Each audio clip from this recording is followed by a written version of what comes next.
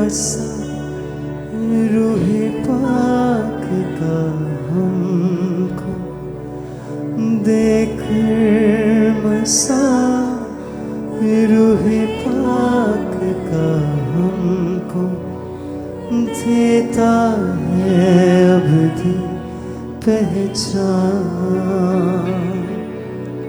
तेरा प्यार है कितना महान,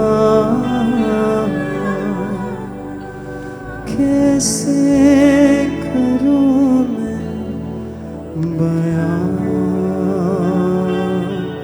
तेरा प्यार है कितना महान, कैसे करूं मैं बयां। तूने अपनी जान लुटा कर यीशु, तूने अपनी जान लुटा कर यीशु हम मुर्दों में डाली है जान। तेरा प्यार है कितना। अपने हाथों को उठाकर थैंक यू जीसस। आज जो कुछ मैं सुनूंगा मैं सेम नहीं रहूंगा। अंगीकार करो ऊंची आवाज में।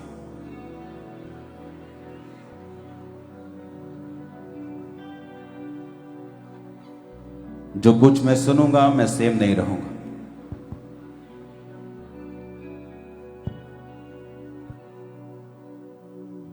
प्रभु यीशु मसीह के सामर्थी नाम में हम मांगते हैं। जोर से तारीफ करो खुदावंद के नाम की।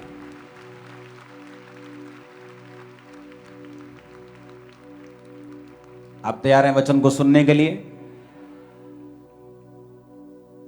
अपनी डालियों को उठाकर आंखों को बंद कर लो और कहो कि जिस तरह प्रभु यीशु मसीह का स्वागत हुआ था, आज मैं अपनी जिंदगियों में, अपनी लाइफ में मैं जीसस का स्वागत करता हूं। आप तैयार हैं स्वागत करने के लिए उसका? आंखों को बंद करो, अपने हाथों को उठाओ। जिसके पास डाली नहीं भी है वो अपने हाथों को उठाकर बोले, खुदावन जिस तरह यरूशलेम में डालियों के साथ तेरा स्वागत हुआ, मैं अपनी जिंदगी में आपका स्वागत करता हूं। अंगीकार करो ऊंची आवाज में।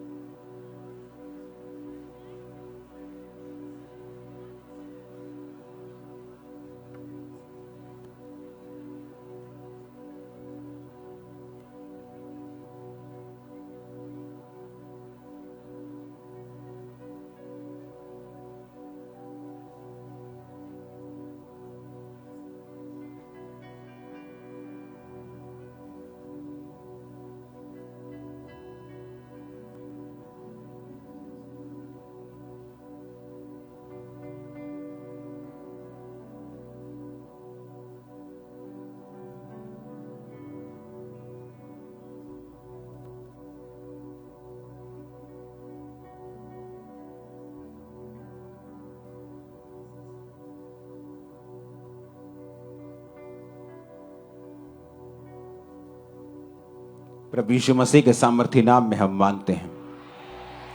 आज जब पूरी दुनिया में पाम संडे को मनाया जा रहा है, हाँ, सब लोग डालियों के साथ चर्चिस में हैं और यीशु मसीह का स्वागत कर रहे हैं। करोड़ों करोड़ों लोग आज इस ट्रेडिशन को फॉलो कर रहे हैं। मत्ती 21 उसकी 1 से 11 में ये इंसिडेंट है जहां पर प्रभु यीशु मसीह यरूशलेम जब पहुंचे तो उससे पहले जीसस ने कहा था कि सामने के गांव में जाकर एक गधी के बच्चे को लेके आओ। तो जब राजा लोग लड़ने के लिए जाते थे घोड़ा लेके जाते थे, लेकिन जब राजा लोग सुसमाचार देने जाते थे, शांति का समाचार देने जाते थे, तो गधे पर जाते थे। तो जीसस ने गधे को इसलिए चुना था कि जीसस ने शांति का समाचार देने के लिए वहां जाना था। और वचन कहता है कि जब प्रभु यीशु मसीह वहां पहुंचे यरूशलेम में, तो लोगों ने खजूर की डालियां लेकर, कपड़े लेकर, अपने कपड़े लेकर, महंगे महंगे कपड़े लेकर जीसस क्राइस्ट के उस गधे के सामने बिछा दिए और वो उस पर चलता हुआ जीसस क्राइस्ट को आगे लेके जाने लगा। यह हुआ था 2000 साल पहले, जब प्रभु यीशु मसीह यहां थे शारीरिक रूप में, और आपने, कलीसिया ने उसका स्वागत किया था। आज हम उसका स्वागत कैसे कर सकते हैं? क्या यीशु मसीह कहीं आने वाले हैं? तो कहां पर जाएं डाली लेकर कि प्रभु यीशु मसीह का हम स्वागत कर सकें? वचन क्या कहता है? इसलिए मैं कहता हूं कि जीसस क्राइस्ट किसी रिलीजन का नाम नहीं है, धर्म का नाम नहीं है। यीशु मसीह धर्म को बदलने के लिए नहीं आए। अगर वो धर्म को बदलने के लिए आए होते तो आज पूरी क्रिश्चियनिटी, पंजाब के 20% लोग सड़कों पर होते, लड़ रहे होते, जब सरकारें चर्चिस के ऊपर अटैक करती हैं अलग अलग तरह से, ये बोल करके ये धर्म बदलते हैं। लेकिन प्रभु यीशु मसीह धर्म बदलने नहीं, वो जीवन बदलने के लिए आए।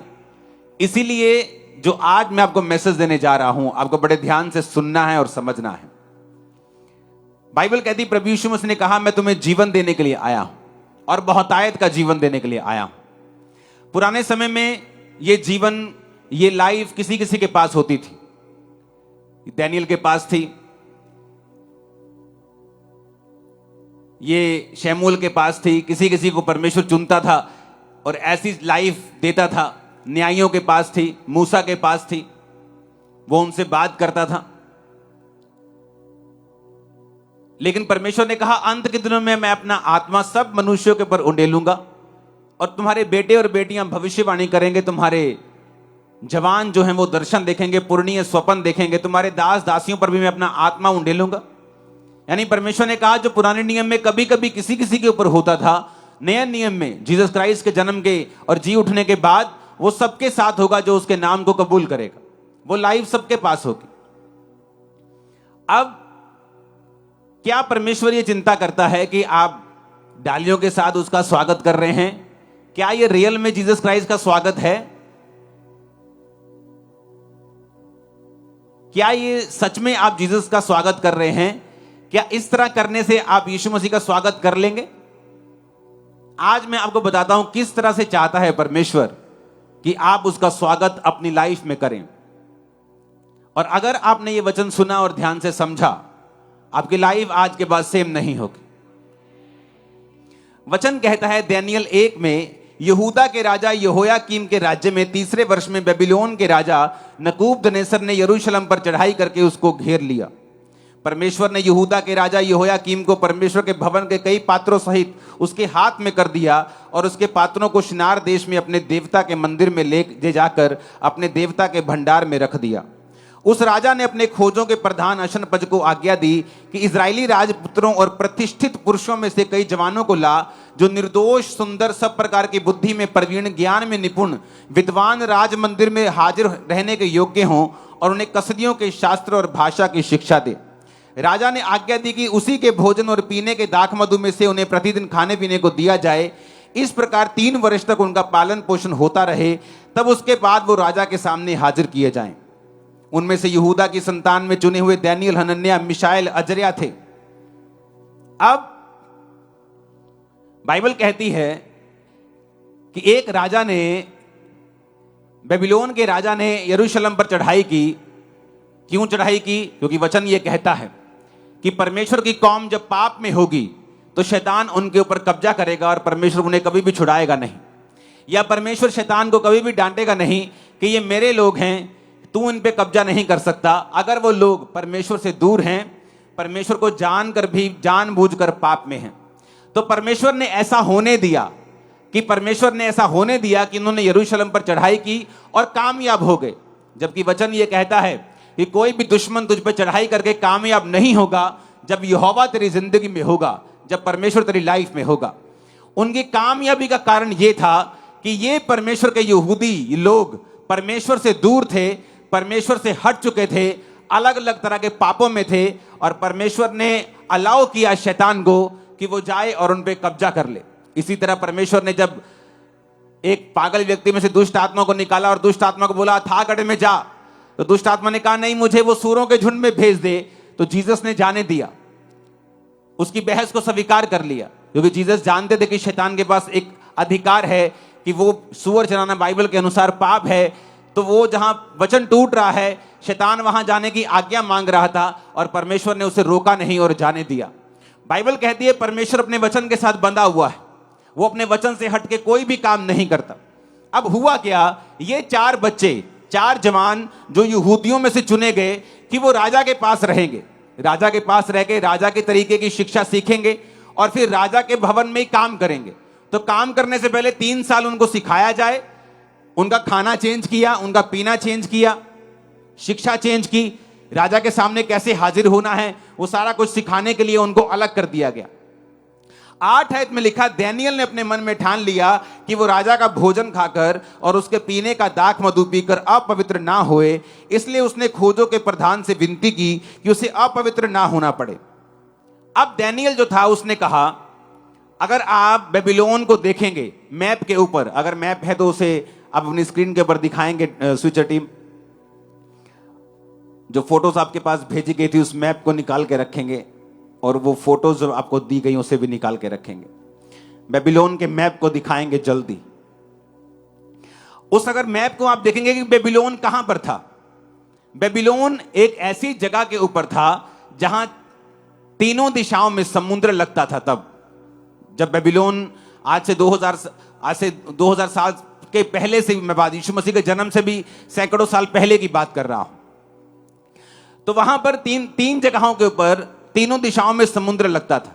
और अगर आप स्टडी करेंगे बेबीलोन की, तो बेबीलोन की स्टडी ये बताती है कि उन लोगों का जो खाना था वो लॉबस्टर था, जो सी फूड होता है। कितनों को मालूम है sea food? Prawns, lobster, shellfish, है ना, ऐसी जो शेल वाली फिशेस होती हैं वो सारी। अभी तक आपके फोटो आ जानी चाहिए थे। ये रहा, अपनी स्क्रीन पे देखो, ये जो आपको डार्क हिस्सा मिल रहा है ये पुराना बेबीलोन है, ये बेबीलोन का हिस्सा था। यरूशलेम उसके बिल्कुल पास आपको दिखाई देगा, लाल समुद्र दिखाई देगा, मिस्र दिखाई देगा, और ये आपको समुद्र से इधर भी समुद्र से इधर भी समुद्र से घिरा हुआ। अगर आप जापान में चले जाएं, अगर आप मलेशिया में चले जाएं, आप सिंगापुर में चले जाएं, जो एरिया समुद्र के साथ लगते हैं, गोवा में चले जाएं, केरला में चले जाएं, तमिलनाडु में, कन्याकुमारी में चले जाएं, आपको वहां आप देखेंगे कि लोगों का मुख्य भोजन जो है वो सी फूड है। लॉबस्टर्स खाते हैं, वो अलग अलग तरह की प्रॉन्स खाते हैं वो। अगर आप बेबीलोन की स्टडी करें तो बेबीलोन के लोग जो मेन उनका मीट था, अगर आप फॉरेन में चले जाएं तो लोग खाने को मतलब मीट समझते हैं आज भी। मतलब ये जो हम खाते हैं, ये जो पत्ते गोभी, ये उनके लिए सैलेड है, ये उनके लिए एक सैलेड, एक ऑप्शन है, खाना नहीं है। हमारे लिए वो खाना है लेकिन उनके लिए वो सैलेड है। तो बेबीलोन के जो लोग खाते थे वो था हॉर्स मीट, घोड़े का मीट, सुअर का मीट, प्रॉन्स, शेलफिशेस, ये सारी डिशेस आपके सामने आ रही हैं। ये घोड़े, ये प्रॉन्स, ये घोड़े का मीट, ये सुअर का मीट, जितने भी मीट हैं ऐसे जो आज लोग खाते हैं, क्रिश्चियन लोग भी खाते हैं, क्योंकि बाइबल में नए नियम के बाद, प्रार्थना करने के बाद चीजों को शुद्ध कर दिया गया। ये लॉबस्टर्स, ये सारी चीजें बाइबल में मना थी उस समय। पुराने नियम में ऐसी कोई भी चीज तुम नहीं खा सकते थे। अब देखो मेरी तरफ, दानियेल को मालूम था कि अगर मैं बोलूंगा कि नहीं मुझे सिर्फ चिकन खा सकता हूं, मैं सिर्फ मटन खा सकता हूं, तो गड़बड़ हो जाएगी। कभी कोई मीट बॉल आ रही है, कभी किसी में कुछ है, उसने फैसला किया कि छोड़ो बात, हमने खाना ही नहीं, हमने मना कर देना है कि हमने मीट ये वाला खाना ही नहीं है। और दूसरी स्टडी बेबीलोन की ये कहती है कि जब वो खाना और दाख मधु, ये दोनों चीजें उनके पास होती थी, तो वो अपने देवताओं को जिनको वो मानते थे उनके सामने उनका भोग लगाकर, उनको चढ़ाकर, फिर वो ऐसी रीति के साथ भी उनको खाते थे। तो दानियेल को ये दोनों चीजें मालूम थी। उसने मन में ठान लिया। ठानने का मतलब पता क्या होता है कि उसको मालूम था कि मैं अगर ये करूंगा तो परमेश्वर मेरे से प्रसन्न नहीं होगा, परमेश्वर मेरे से खुश नहीं है।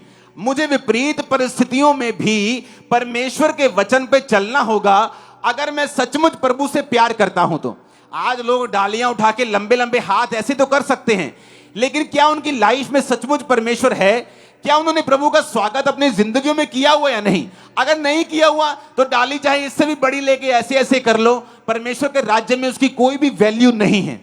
अगर आपकी लाइफ में जीसस क्राइस्ट हैं, फिर उसकी वैल्यू है जो आप कर रहे हैं। आमीन। चाहे आप एक दास को ठंडा पानी नहीं पिला रहे, चाहे आप एक डाली क्यों नहीं लेके आ रहे, चाहे आप हालेलुया बोल रहे हैं, फिर सब चीजों का मतलब भी है, सब चीजों का असर भी है, सब चीजें आपके लिए फायदेमंद भी हैं। लेकिन अगर जीसस क्राइस्ट का वचन आपके हृदय में नहीं है, विपरीत परिस्थितियां, वो यंग एज में अपने घर वालों से अलग कर दिए गए।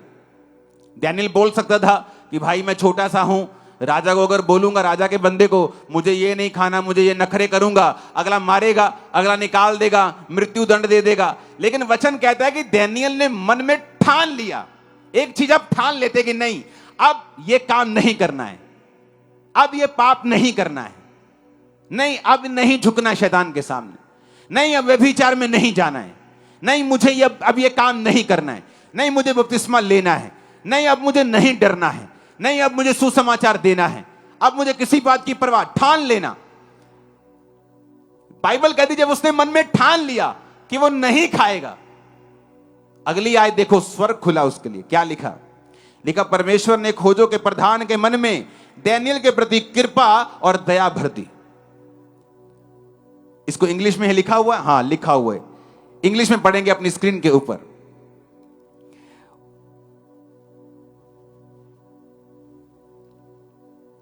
मैं उसको इब्रानी भाषा में पढ़ूंगा। Now God had brought Daniel into favour and tender love with the prince of the eunuchs. यानी परमेश्वर ने कहा, परमेश्वर ने खोजों के प्रधान में डैनियल के लिए, हिंदी में लिखा कृपा और दया, लेकिन यह सही वर्ड नहीं है। सही वर्ड है फेवर एंड टेंडर लव। अगर आप लव को इसका मतलब समझेंगे इब्रानी भाषा में, तो इसका मतलब है ऐसा प्यार जो मां अपने गर्भ के जने हुए बच्चे से करती है। एक होता है लव, प्यार, टेंडर लव। इब्रानी भाषा में उसका मतलब है राखाम, जिसका मतलब है कि एक ऐसा प्यार जो गर्भ, जैसे गर्भ के अपने जने हुए बच्चे से मां करती है। ऐसा प्यार किसके दिल में आ गया? खोजों के प्रधान के दिल में। वो उसकी मासी का बेटा तो नहीं था, उसकी भुआ का बेटा तो नहीं था, उसको रिश्वत तो नहीं दी थी, उसके गुरु भाई भी नहीं थे। बोलो जी सेम प्रभु को मानता है तो हमें प्यार हो गया, एक दूसरे से भाई बन गए हम। उनका देवता भी अलग था, उनका खाना भी अलग था, आपस में दोनों देश दुश्मन भी थे। तो ऐसा क्या हुआ कि परमेश्वर ने एक बड़े ऑफिसर के दिल में डैनियल के लिए प्यार, टेंडर लव और फेवर भर दिया। ऐसा क्या किया डैनियल ने? क्योंकि वचन कहता है, नीति वचन 3, जब हम उसकी 3 आयत को पढ़ते हैं, अगर आप निकाल सकते हैं स्क्रीन पे जल्दी से निकालिए। नीति वचन 3, उसकी 3 आयत को मैं अपनी बाइबल से पढ़ूंगा। कृपा और सच्चाई तुझसे अलग ना होने पाए, वरन उनको अपने गले का हार बनाकर अपनी हृदय रूपी पट्टियों पर लिखना, तो तू परमेश्वर और मनुष्य दोनों का अनुग्रह पाएगा और तू अति बुद्धिमान होगा। परमेश्वर ने कहा कृपा और सच्चाई तुझसे अलग ना होने पाए, अपने दिल पे लिखना, तू परमेश्वर और मनुष्य दोनों का फेवर पाएगा। कई बार आपका रिश्तेदार एक बड़े पोस्ट पे होता है, लेकिन आपको उसका कोई फायदा नहीं होता। आपके दोस्त बड़ी बड़ी पोस्ट पे होते हैं, आपको उसका कोई फायदा नहीं होता। आप अपने पॉलिटिकल कैरियर में होते हैं, आपसे कम बुद्धिमान आपसे आगे निकल जाते हैं, लेकिन जिन्होंने फेवर करना होता है आपकी पार्टी वालों ने, वो आप पर फेवर नहीं करते। आप सोचते हैं ऐसा क्यों हुआ? ऐसा इसलिए हुआ क्योंकि कृपा और सच्चाई मनुष्य से अलग हो चुके हैं। परमेश्वर ने कहा कृपा और सच्चाई अगर अलग नहीं होंगे तो डैनियल की तरह मेरी बात सुनेगा, नुकसान हो, फायदा हो, जीवन आए, मौत आए, तो मेरे वचन से हटेगा नहीं। तो मैं टेंडर लव, मैं फेवर, मैं अनुग्रह अपने से भी और मनुष्यों से भी तुझे दिलवाऊंगा और जबरदस्ती दिलवाऊंगा। हालेलुया। और बाइबल कहती है परमेश्वर के वचन पूरे हुए और दानियल के प्रति उसमें दया भर गई, टेंडर लव आ गया। जैसे मां अपने बच्चे को प्यार करती है उस तरह का प्रेम वो दानियल से करने लगा। दानियल ने कहा मुझे ये खाना मत दे, मैं अपवित्र हो जाऊंगा, मुझे साग पात दे। अगर आप बेबीलोन की स्टडी करें तो उन दिनों में साग पात जो आप सरसों का साग खाते हैं उसको नहीं कहा गया। साग पात का मतलब है वेजिटेबल्स, सब्जियां, दालें, वेजिटेरियन फूड। उसने कहा मुझे दे दे क्योंकि मेरा तुम्हारे साथ मिलता नहीं है, तो मुझे वेजिटेरियन फूड दे। उसने कहा नहीं, तुझे वेजी फूड दूंगा तो तुझे में प्रोटीन की कमी हो जाएगी, प्रोटीन की कमी हो जाएगी तो तेरे चेहरे पे वो चिकनाहट नहीं होगी, तू चमकदार नहीं होगा, सुंदर नहीं होगा, राजा तुझे देख लेगा तो मेरी शामत आ जाएगी। उसने कहा ऐसा करते हैं 10 दिन तक तू मुझे यही वेजिटेरियन फूड दे और बाकी लोगों को, बच्चों को तू जो देना है दे। 10 दिन के बाद हमारे चेहरे, हमारे शरीर जांचे जाएं, अगर चिकने निकले, सुंदर निकले तो हमें फिर यही देना। और वचन कहता है कि 10 दिन के बाद जब वो जांचे गए, दानियल और उसके 3 साथियों के चेहरे दूसरों से कहीं अधिक चमकदार, चिकने और अधिक सुंदर और अधिक हेल्थी थे उन तीनों से, उन सभी से जो उनके साथ थे। हालेलुया। कैसे हुआ? जब दानियल ने वचन को समझा। अब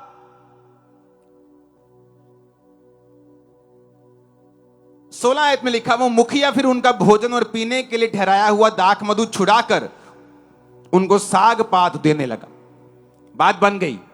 जब मुखिया ने देखा कि ठीक है, वेजिटेरियन फूड से तुम्हारा कुछ भी नुकसान नहीं हुआ, तो बाइबल कहती है वो उनको फिर वेजिटेरियन फूड देने लगा। फिर हुआ क्या? आपको मालूम होगा कि दानियल के ऊपर मौत की घोषणा हुई थी। किसको मालूम है? कहां हुई थी? ऊंची आवाज में बोलो, कहां? ऊंची बोलो। नो, शेरों की मान से पहले हुई थी। वो बाद में हुई थी। उससे पहले भी उस पर मौत की घोषणा हुई थी। मालूम? बाइबल कहती है एक दिन राजा को सपना आया और उसने कहा सब तांत्रिक, सब पंडित, सब बुला लो। सब आ गए। उसने कहा मेरे सपने का अर्थ बताओ। कहते ठीक है मालिक, सपने का अर्थ बता देंगे, सपना तो बताओ। कहता नहीं, सपना भी नहीं बताऊंगा। वो सारे कहने लगे भाई साहब अगर आप सपना भी नहीं बताओगे तो हम अर्थ कैसे बता देंगे? ये तो कोई देवता ही बता सकता है, हम तो नहीं बता सकते।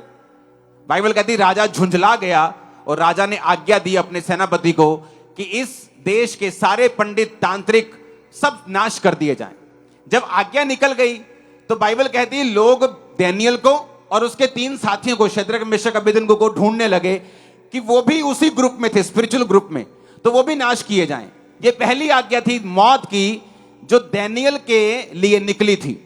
बाइबल कहती जब अर्योक नाम का सेनापति, जब राजा का कर्मचारी दानियल के पास उसको पकड़ने के लिए गया तो दानियल ने बड़ी बुद्धिमानी से पूछा कि यार इतनी काली क्यों की, इतनी जल्दी से आज्ञा क्यों निकाली गई है? उसने कहा कि ऐसे ऐसे कोई भी राजा के स्वप्न का मतलब नहीं समझा सका, तो राजा ने आज्ञा दी सब ये बेकार है, सारे पंडित तांत्रिक सब मार दो। उसने कहा ठीक है, कल एक समय नियुक्त करो, मैं राजा के पास आऊंगा और मैं उसके स्वप्न का अर्थ मैं बताऊंगा। दानियल घर में गया, तीनों साथियों को बोला, शद्रक, मेशक, अबेदनगो को, कि ऐसे ऐसे राजा ने आज्ञा निकाली है तो हम तीनों भी, चारों भी साथ में मरेंगे, तुम प्रार्थना करो कि परमेश्वर अपने भेदों को दे। और बाइबल कहती है रात को परमेश्वर ने सपने में दानियल को सारा सपना बताया जो राजा को आया था। हुआ कैसे? क्या ये इमरजेंसी घटना थी? क्या एकदम से एक इमरजेंसी हुई और दानियल ने प्रार्थना की और सडनली उसका गिफ्ट काम करना शुरू कर गया? ऐसा नहीं था। यह घटना तब हुई, यह गिफ्ट तब काम कर रहा था जब दानियल उस खाने को मना कर रहा था। क्योंकि 17 आयत में लिखा है जब मुखिया ने उनका भोजन छुड़ा दिया, 17 आयत में लिखा है परमेश्वर ने उन चारों जवानों को सब प्रकार की विद्याओं में बुद्धिमानी और प्रवीणता दी और दानियल सब प्रकार के दर्शन और स्वप्न के अर्थ का ज्ञानी हो गया। हालेलुया। जोर से हालेलुया बोलो, खड़कने वाला जरा। कब कब कब हुआ ऐसा? जब भी मेरी बात कान खोलकर सुनना। जब भी तुम अपने स्वाद, अपने जीवन, अपनी इच्छाओं, अपनी अभिलाषाओं को मार दोगे, कुछ ऐसा पैदा होगा जो फ्यूचर में तुम्हें जीवन देगा। मैं आपको सच कह रहा हूं। वो गिफ्ट जो डैनियल के पास था राजा का स्वप्न बताने का, जब वो राजा के सामने गया, राजा ने कहा बता चल। उसने कहा राजा तूने एक मूर्ति देखी है जिसका सिर सोने का है, छाती और भुजाएं चांदी की हैं, पेट और जांघ पट पीतल के हैं, टांगे नीचे वाली लोहे की हैं, पांव उंगलियां लोहे और मिट्टी की हैं। और उसने अर्थ समझाया और राजा डैनियल के सामने दंडवत कर गया, सिर झुका दिया और कहा कि सचमुच परमेश्वर तुम्हारे बीच में है। हुआ कैसे? लोगों को यह बात मालूम नहीं। क्रिश्चियनिटी की शुरुआत तुम्हारी लाइफ में होती है जिस दिन तुम अपनी जीभ के ऊपर, अभिलाषाओं के ऊपर, आंखों के ऊपर कब्जा करना सीख लेते हो। जिस दिन तुम सीख लोगे, फ्यूचर में जो चीज तुम्हें सेव करने वाली है वो आज से परमेश्वर तुम्हारी लाइफ में देना शुरू कर देगा। इमेजिन करो डैनियल डर जाता या स्वाद में बहक जाता। वो सभी खाने की डिशेस पूरी दिखाओ स्क्रीन के ऊपर, चारों डब्बियों में, 4 डब्बियां बना लो इसकी। आप इमेजिन करो आपके सामने, आपने रोज आपके सामने मेथी आ रही है, मेथी आलू कोड़े कोड़े, और आपके सामने 4-5 लोग रोज अलग अलग तरह की फाइन डिशेस खा रहे हैं। आप सोच रहे हो यार चंगा मैं मसीह आ गया, मेरा तो सारा काम ही खराब हो गया। खा मेथी रहे हैं, देख उसके चिकन रहे हैं और पानी निकल रहा है मुंह से कि यार मर गए, भूख लगी है, क्या करें? चलो हमारी मजबूरी है, हमने कौन सा खुद कहा है, हमें तो खाना ही पड़ेगा, हम किसी के पास अधीन हैं, हम तो किसी के गुलाम हैं। वो रोज उनको खाता हुआ देखता था पर अपनी जीभ के ऊपर काबू किया। प्रॉब्लम यह है कि आपकी लाइफ में आपने जीसस का स्वागत नहीं किया हुआ। अगर किया होता, जब आप मोबाइल चला रहे हैं और फेसबुक चला रहे हैं और एक नंगी औरत आपके सामने आती है, आप उसको स्किप कर देंगे, क्योंकि आपको मालूम है आपकी आंखों पर के कंट्रोल के बाद कुछ पैदा होगा जो स्पिरिचुअल होगा, जो लाइफ सेविंग होगा, जो फ्यूचर में आपकी महिमा करेगा। प्रॉब्लम क्या है? सोचो अगर डैनियल खाता रहता तब तो उसे कुछ नहीं होता, वो मरता थोड़ी, बल्कि राजा उसको अपने राजा उसको अपने काम देता, उसको वो सीखा हुआ था। लेकिन जिस दिन ये आज्ञा निकली कि अगर तुम में से कोई भी मेरे सपने का अर्थ नहीं बता पाएगा, भाई साहब मैं गारंटी देता हूं डैनियल उस दिन मर जाता। चाहे ये घटना 15 साल बाद की है, चाहे 20 साल बाद की है, क्योंकि डैनियल को परमेश्वर सपनों का, अर्थों का ज्ञानी नहीं बनाता। क्यों नहीं बनाता? क्योंकि डैनियल स्पिरिचुअल नहीं था। परमेश्वर उसको क्यों दर्शन देगा? अब परमेश्वर, आप बोलेंगे कि अगर मैं स्पिरिचुअल हूं तो क्या परमेश्वर मुझे भी सपन बताएगा, ज्ञान देगा, दर्शन देगा? नहीं। हर एक व्यक्ति की कॉलिंग अलग है। परमेश्वर को मालूम था आने वाले समय में मैं राजा को दर्शन दूंगा, मैं राजा को सपना दूंगा, वो सपने का अर्थ किसी को मालूम नहीं होगा, डैनियल को मैं बताऊंगा, और इस वजह से डैनियल और उसका साथी ऊंचे किए जाएंगे, उनका पद ऊंचा किया जाएगा। तो ये परमेश्वर की मर्जी थी कि वो डैनियल को वो देगा जो उसके फ्यूचर में उसके लिए लाभदायक है और उसको बचाने वाला है। आप अगर परमेश्वर में चलेंगे, दिमाग पर काबू रखेंगे, जीभ पर काबू रखेंगे, डर पर काबू रखेंगे, आंखों पर काबू रखेंगे, परमेश्वर आपको आज वो देगा जो कल आपको सेफ करेगा, ऊंचा करेगा, ग्लोरियस करेगा, इज्जत देगा, महिमा को बढ़ाएगा। आमीन। ऊंचा चाहिए। कितने मेरी बात को समझ रहे हैं? अच्छा, बहुत लोगों को क्या लगता है, एक ग्रुप में 5 लोग हैं, एक सेवा में 100 लोग सेवा कर रहे हैं, 50 व्यभिचार में हैं, 50 पवित्रताई में हैं। जब वो चलते जाते हैं, सबकी प्रमोशन होती है, उसे लगता है ले मैं पाप दे विच हां, एदी भी तनख्वाह 25 हो गई, 30 हो गई, मेरी भी 30 हो गई। ये भी ठीक ठाक है, अप्पा भी ठीक ठाक है, ये भी बाइक पे आता है, मैं भी बाइक पे आता हूं। लेकिन बात वो नहीं है, तब फर्क नहीं पड़ेगा। लेकिन एक समय आएगा जब फर्क दिखेगा भी, नुकसान भी होगा और फर्क भी दिखेगा, और तब वो इरिवर्सिबल होगा। तुम उसे रिवर्स नहीं कर पाओगे, तब से तौबा करके आगे चल पाओगे, लेकिन वो सब चीजें नहीं कर पाओगे जो आज तुम कर सकते हो अगर तुम प्रभु के वचन पे चले तो। और ये धोखा है, और शैतान देता है, उसे लगता है वो लोगों को सिखा देता है, कोई फर्क नहीं पड़ेगा। क्योंकि डैनियल को तब फर्क नहीं पड़ता, वो खाता पीता, दाख मधु पीता, एंजॉय करता, वाइन पीता अलग अलग तरह की। आज स्कॉच चल रही है, आज दाख मधु चल रहा है, आज रेड वाइन चल रही है, व्हाइट वाइन चल रही है, आज शैंपेन चल रही है, आज खाना चल रहा है, हॉर्स मीट आ रहा है, स्टेक आ रही है, आज प्रॉन्स आ रहे हैं, लॉबस्टर आ रहे हैं, चलने दो। लेकिन कितने साल तक? 10 साल, 15 साल। उसके बाद एक परीक्षा आती जिसमें वो मरता और सदा के लिए चला जाता। जिस तरह बहुत से यहूदी मर गए, उनका नाम कुछ बाइबल में है, कुछ का नहीं है। डैनियल भी उनमें होता, वो उस भीड़ में वो भी शामिल हो जाता, उसका नाम हम जानते भी नहीं। लेकिन उसका नाम आज हम क्यों जानते हैं? उसने फैसला किया, मैं स्वाद के पीछे नहीं जाऊंगा, मैं डरूंगा नहीं, कोई कुछ भी हो जाए, मेरे को मार दें, मेरे को रख लें, मेरे को बंधुआ मजदूर बना लें, मेरे को जेल में डाल दें, मेरे को सख्त मजदूरी का हुक्म दे दें, मैं ये नहीं खाऊंगा। ठान लिया। और परमेश्वर ने उसे निशानी दी कि देख, टेंडर लव, ऐसा लव जो मां बच्चे से करती है, देख खोजों के प्रधान के मन में परमेश्वर ने डाल दिया। जब आप परमेश्वर में चलने की कोशिश करते हो और चलते हैं, आपको निशानियां मिलती हैं। आपको वो मिलता है जो लोगों को नहीं मिल रहा, फेवर मिलता है, लाइफ आसान होती है, पीस आता है, शांति आती, चीजें आसान होनी शुरू होती।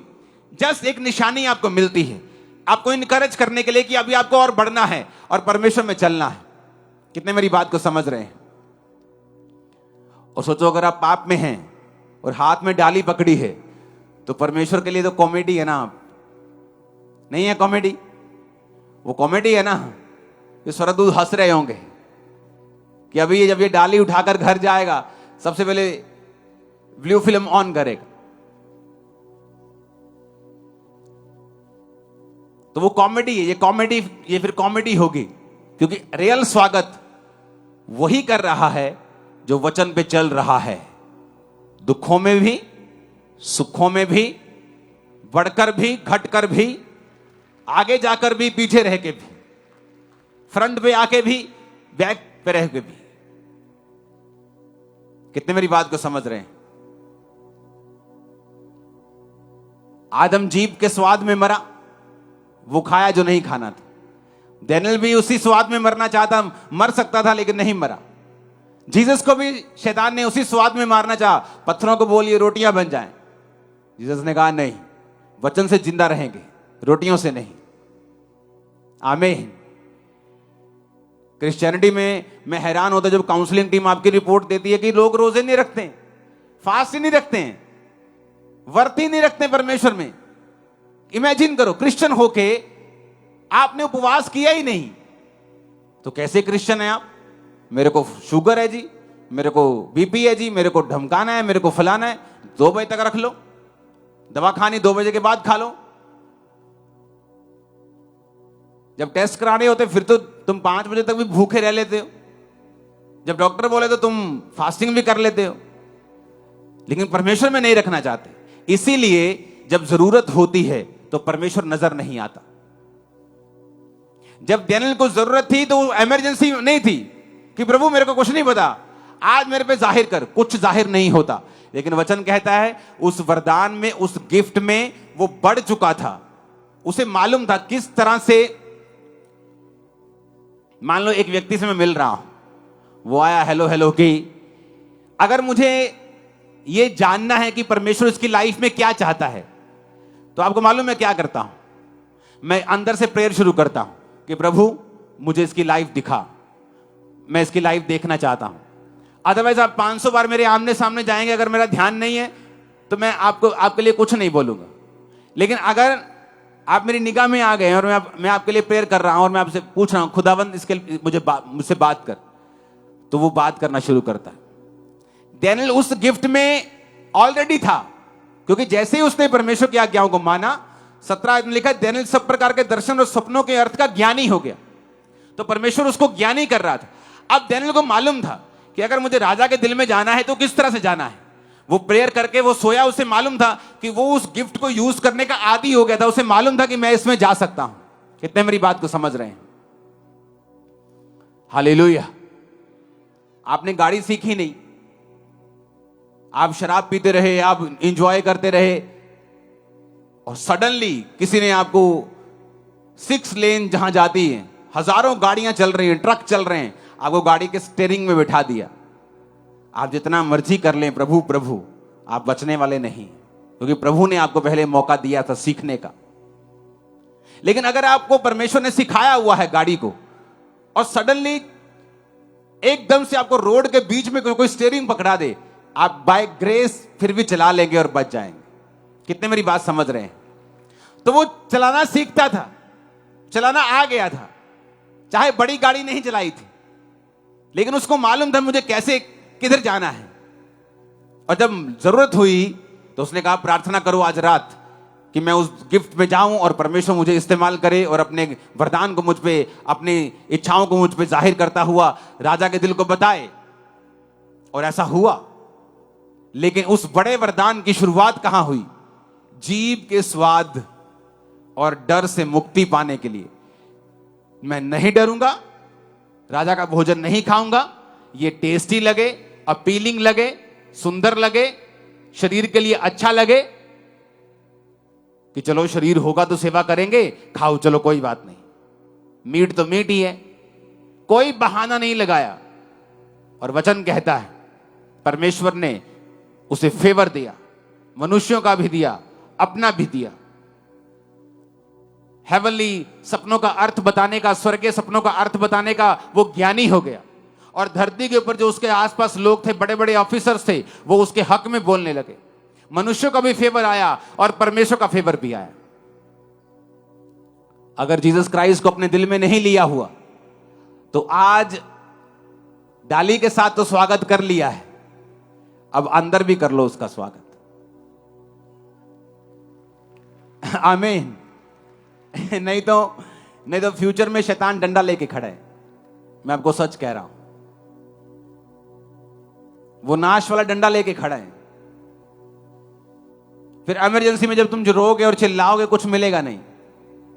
प्रभु पे इल्जाम लगाओगे, परमेश्वर के खिलाफ कुड़कुड़ाओगे, कुछ मिलेगा नहीं, क्योंकि उस पर कोई केस नहीं कर सकता।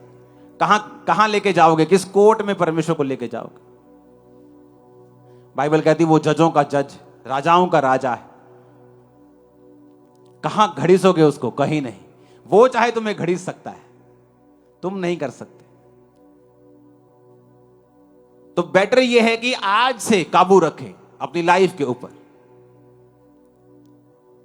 ताकि परमेश्वर फ्यूचर में हमें सेव करके रखे, बचा के रखे।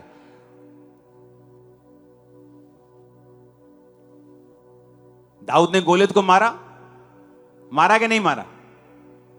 किसने कहा मारा? अरे कॉन्फिडेंस रखो, मारा। कैसे मारा? गोफन से। कब चलाना सीखा गोफन?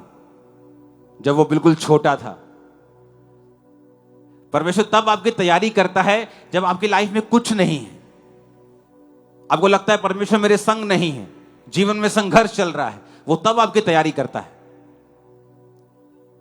और बाइबल कहती है जब वो उस संघर्ष के दिनों में भी प्रभु के साथ वफादार रहा, एक समय आया जब गोलियत को मारना था, तब उसने प्रेयर नहीं की। उसे मालूम था परमेश्वर उसके संग है, क्योंकि वो वरदान परमेश्वर ने पहले से उसकी लाइफ में एस्टेब्लिश किया हुआ था। मेरी बात समझ आ रही कि नहीं? वो वरदान तभी काम नहीं किया कि अब इमरजेंसी, ये सारा जीवन प्रभु को पुकारा नहीं, अब गोलियत सामने है तो बोलो पत्थर लाओ। पत्थर मारता तो गोलियत ऐसे ही करता बस, और हंसता उसके ऊपर। लेकिन वो उस गिफ्ट में शाइन कर चुका था। और शाइन कैसे किया? क्योंकि वो जंगल में रहता था, तो अकेला था। जब भेड़ बकरियों को चराता था तो शेर भालू आते थे, भेड़िए आते थे, उनको मारने के लिए वो लोग गोफन सीखते थे। तो गोफन गुलेल की तरह नहीं होता, गुलेल गोफन का 1% है। अगर आप गुलेल से किसी को कस के पत्थर मारेंगे तो खून निकाल देंगे। और गोफन का वो 1% भी नहीं है। जो गोफन होता था वो इतना जोर से बजता था कि अगर पत्थर को पत्थर पे मारो तो उसमें भी निशान पड़ जाता था। तो अगर पत्थर किसी भी ऐसा पड़ता था तो उसकी पूरी बॉडी हिला देता था वो, और जानवर भाग जाते थे। अब सवाल यह पैदा होता है कि दाऊद जंगल में कर क्या रहा था? क्योंकि वचन कहता है कि दाऊद के भाई दाऊद से नफरत करते थे। क्यों करते थे? क्योंकि दाऊद धर्मी था, वो उनके पापों का समाचार पिता को देता था, और दूसरे भाई जो थे वो धर्मी नहीं थे, प्रभु के वचन से दूर थे। इसलिए शमूएल जब मसा करने के लिए उनको आया था तो परमेश्वर ने कहा था नहीं, ये भी अयोग्य है, ये भी फेल है, ये भी फेल है, हां दाऊद को मसा कर। इसका मतलब प्रभु ने दाऊद को परखा था। जो धर्मी होता है कई बार वो सबके साथ मिलके नहीं रह पाता, तो उसके जंगल में जाने की शुरुआत तब से हुई जब वो प्रभु को मानने लगा और पाप से दूर रहने लगा। इसलिए उसकी भाइयों के साथ बनती नहीं थी। जब भाइयों के साथ घर में कलेश रहता था तो बाप बोलता है छोड़ो यार लड़ाई झगड़ा, इसको भेजो, ये ले भेड़ बकरे, चल भाग जा यहां से, चल बाहर काम करेगा, कीड़ा मुंडा का रोन लड़दा, और उनको चल यार तू राशन ले आ, चल तू मासी नु मिलिया आ, मासी नु दे आ, चल 2 दिन दी, उसको बाहर ही भेजते रहते थे। ये घर में रही ना ये कलेशी इंसान। हां, लेकिन वो कलेश क्यों होता था? क्योंकि दाऊद पाप में नहीं था।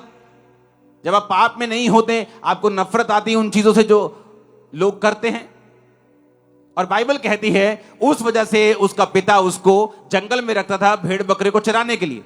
जब वहां भेड़ बकरियां चारता था उसकी जरूरत थी कि अब भेड़ बकरियों को चराना है तो खुद भी बचना है, भेड़ बकरे को बचाना है, गोफन चलाना सीखा। वही गोफन, वही गिफ्ट, वही वरदान गोलियत को मारने का कारण बना। जब गोलियत को मारा सेवकाई की शुरुआत हुई, वहां से राजा बनने की शुरुआत हुई, वहां से वो राजा बना, वहां पहुंचा जहां कोई नहीं पहुंच सकता।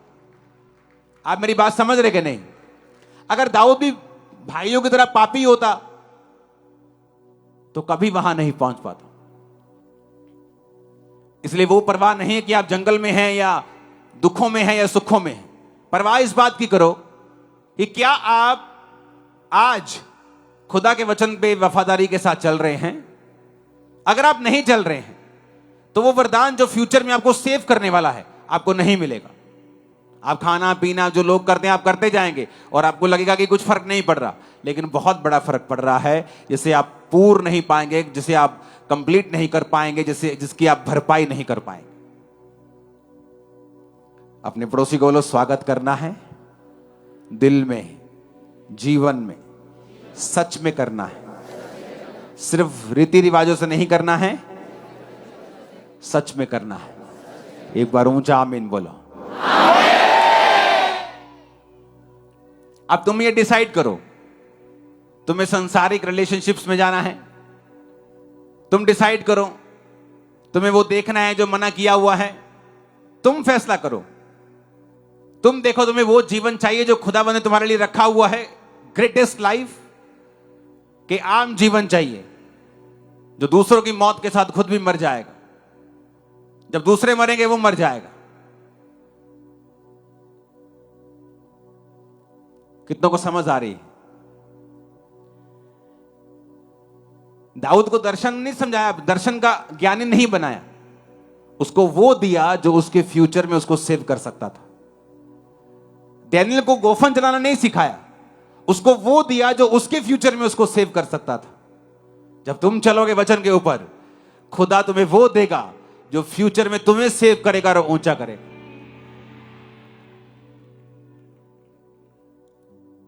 जिस दिन ये वचन समझ आ जाएगा, लाइफ सेटल हो जाएगी। अब देख लो, चुगलियां करनी है घर बैठकर वेले टाइम में,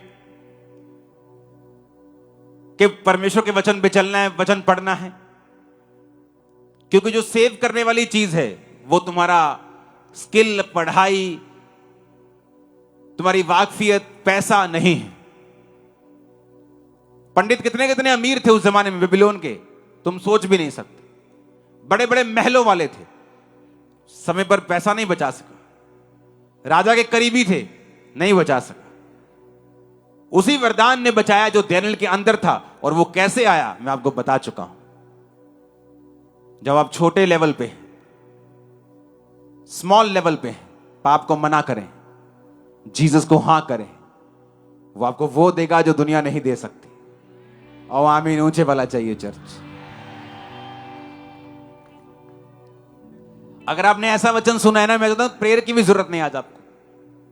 अगर आपने सुन लिया ना आज और समझ लिया कि कैसे ग्रेट लाइफ की शुरुआत होती है, मुझे बड़ा बनना है, मुझे आत्मा में बढ़ना है, मुझे सबसे अधिक ऐसा करना है, छोटे से शुरुआत होती है। जो आपके सामने डिसीजन है उसे लो, जो राइट है वो लो। बहाना कोई चलेगा नहीं, कोई एक्सक्यूज नहीं चलेगा। खुदावंद आपको बरकत दे और वो आपको बढ़ाए। पाम संडे आपकी लाइफ में ब्लेसिंग्स और खुशियों से भरा हुआ हो और ये शांति को लेके आए और बरकतों को लेके आए। आमीन। स्वागत कर लिया है उसका दिल में कि नहीं? सोच लिया है कि अब ये काम नहीं करना, हाँ या ना? टाइम लगता है। दाऊद एक दिन में सब कुछ नहीं सीख गया, टाइम लगता है। डैनियल एक दिन में नहीं सीखा, सालों लगते हैं। लेकिन जब ये जीवन बन जाता है कोई इसे बिखेर नहीं सकता। तुम्हारे पाप बिखेर सकते हैं, सिर्फ शैतान की कोई मजाल नहीं तुम्हें छुए, कोई विरोधी तुम्हें टच नहीं कर सकता। ये तुम्हें बढ़ाने के लिए पैदा होते हैं, मशहूर करने के लिए पैदा होते हैं। आमीन ऊंचे वाला चाहिए। अपने घुटनों पर आओ।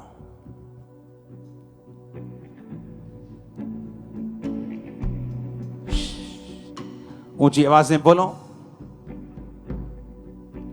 मैं जीसस का अपनी जिंदगी में स्वागत करता हूं।